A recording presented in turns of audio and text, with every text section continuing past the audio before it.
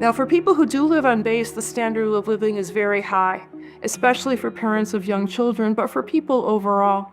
I have visited a variety of communes. I've seen the way that property is distributed and shared happen in many different locations. And what I can say is I really didn't get any sense that people were deprived materially in terms of food, in terms of clothing or other accommodations.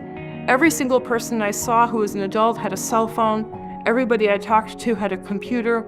They had access to private Netflix streaming accounts and other types of social media, including things that were services that you'd subscribe to. And so in other words, I think that when people have a desire for a personal need, it's definitely fulfilled, and also a great deal of their quote-unquote wants on top of needs.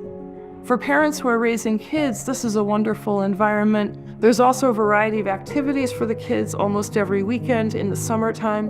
When I was there, I stayed a few extra days so I could see the dinosaur exposition, where they brought in some puppets with very, very large dinosaur puppets, and the kids had a really wonderful time, and I did so too.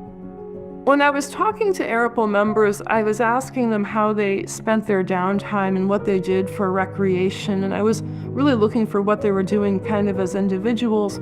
And yet the answer that they gave to me most often was, we like to hang out with each other. And I realized that when people had an option to socialize, what they really wanted to do was socialize in groups and socialize with members of the community. There's a game room where you can play pool and do other stuff like that. They do have outdoor barbecues and fire pits. There's a group of guys who play soccer. There's now a group of women who also play soccer. There's a walking group that meets daily for fitness at lunchtime. There's also a book group, which right now is reading Plato's Republic, which I thought was really sort of fun to learn about.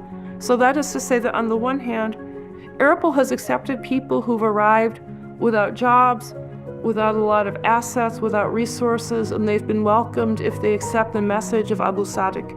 But on the other hand, ARIPL also has many members who have strong educations, who've achieved, a lot of success in their professions. And this provides certain structural advantages to ARIPL in terms of people being able to make a living. It also ratchets up the educational and intellectual level of the community, and I think that becomes really kind of a collective draw.